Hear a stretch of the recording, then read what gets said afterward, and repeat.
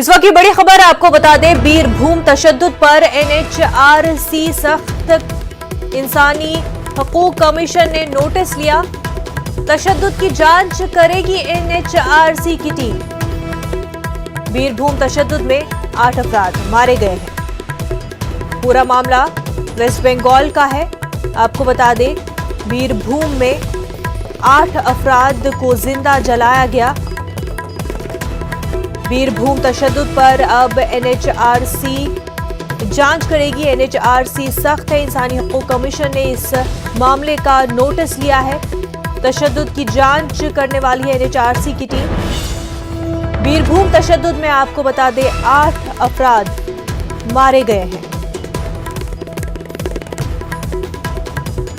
इस पूरे मामले को लेकर के ममता बनर्जी से लेकर वजीर आजम नरेंद्र मोदी ने भी दुख का इजहार किया है और इंसाफ का यकीन दिलाया है मुतासरीन के अहले खाना को। वहीं आपको बता दें कि इंसानी हकूक कमीशन ने भी इस मामले का सख्त नोटिस लिया है। तशद्दुद की जांच की जाएगी। NHRC की टीम इस पूरे मामले की जांच करेगी।